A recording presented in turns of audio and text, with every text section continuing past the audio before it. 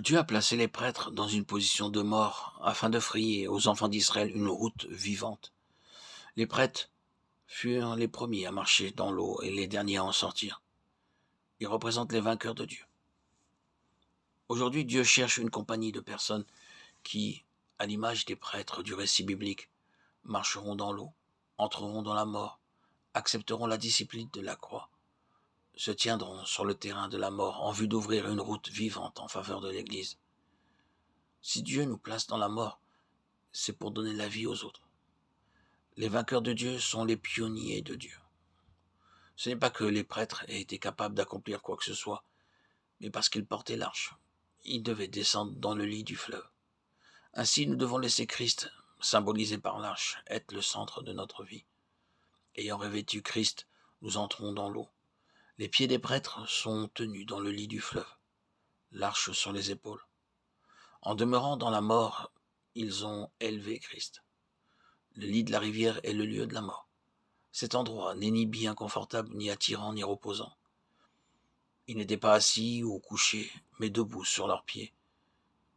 Si je vis selon mon bon vouloir, Christ ne peut pas être emporté aux autres de manière vivante. Si je me tiens debout dans le fleuve à son point le plus bas, alors les autres pourront traverser victorieusement le Jourdain. La mort œuvre en moi afin que la vie agisse pour les autres. Par mon obéissance dans la mort, la vie peut opérer en faveur des autres afin de les conduire à l'obéissance envers Dieu. La mort de Christ met en mouvement sa vie en nous. Sans la mort, il ne peut y avoir de vie. Porter l'arche dans le lit du fleuve devait être très angoissant. Cela demandait une grande attention. La plus légère insouciance et le Dieu saint les auraient détruits. Cependant, ils demeurèrent debout, là, regardant les enfants d'Israël traverser l'un après l'autre. Ainsi, ils furent les derniers à sortir du lit du fleuve. C'est pourquoi l'apôtre déclare ceci. Car Dieu, ce me semble, a fait de nous apôtres, les derniers des hommes, des condamnés à mort en quelque sorte, puisque nous avons été en spectacle au monde, aux anges et aux hommes. Nous sommes fous à cause de Christ, mais vous, vous êtes sages en Christ. Nous sommes faibles, mais vous êtes forts. Vous êtes honorés et nous sommes méprisés.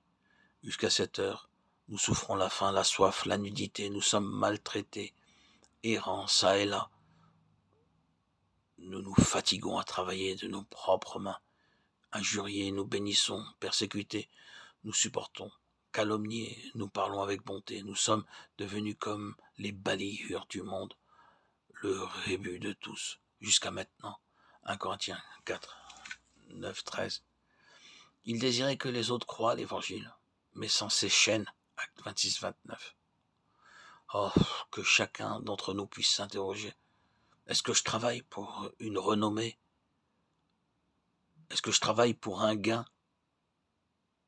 Est-ce que je travaille pour la sympathie des autres? Ou est-ce que je recherche la vie pour l'Église de Dieu? Puissions-nous prier ainsi. Seigneur, je meurs pour que les autres puissent vivre. Dieu affirme clairement que ce ne sera pas facile, quoi qu'il en soit. C'est la seule façon d'accomplir le plan éternel de Dieu.